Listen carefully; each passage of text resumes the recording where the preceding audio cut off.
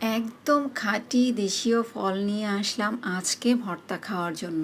তো কে কিভাবে এই ফলটাকে চিনেন? এটা তো আমরা ডেওয়া ফল বলি। তো সেই যে ছোটবেলায় এই ফলটা দেখেছি, খাইনি। আর বড়বেলায় এখন হচ্ছে এটা নিয়ে আসছি খাওয়ার জন্য।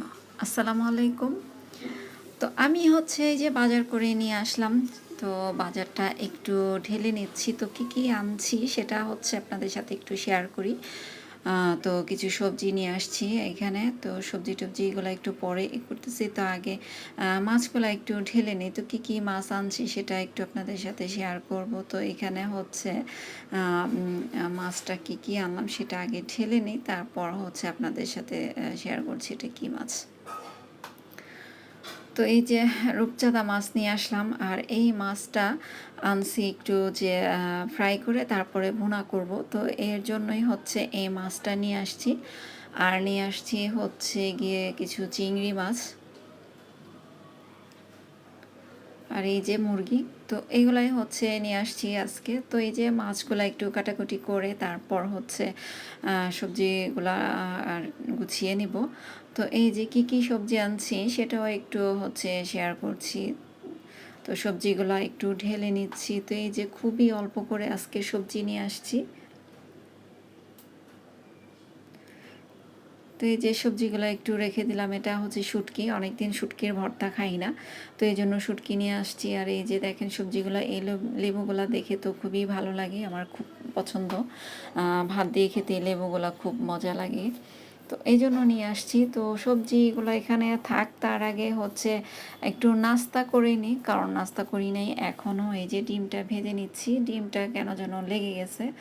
তো ফুলে মনে হয়েছিল প্রথমে যে ডিমটা মনে হয় যেন একটু ফুলের মতো হয়ে গেছে, তো এটা আবার কেন যে লেগে গেল আজকে সেটাই বুঝলাম না।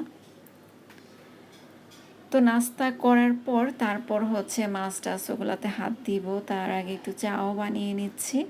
আর মাছে হাত দিলে কিন্তু সব কিছুই দেরি হয়ে যাবে নাস্তা টাস্তা খাওয়া, তো এই জন্য হচ্ছে আগে খেয়ে তারপর হচ্ছে মাছের কাজগুলা করব।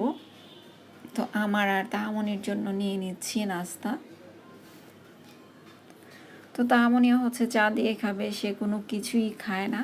সে ভাজি খাবে না, তারপরে হচ্ছে ডাল খাবে না, ডিম খাবে না, সে কোনো কিছু দিয়েই খেতে চায় না। তাকে নিয়ে হচ্ছে মহা বিপদ। তো এখন হচ্ছে মাছ টাছ তো কাটাকুটি করা শেষ। এখন এই যে মাছটা এনেছিলাম একটু ফ্রাই করে ভুনা করব এর জন্যই। কিন্তু ভুনা তো দূরের কথা, ফ্রাই ঠিকমতো হচ্ছিল না, কেন জানি মাছটা লেগে যাচ্ছিল তলানিতে।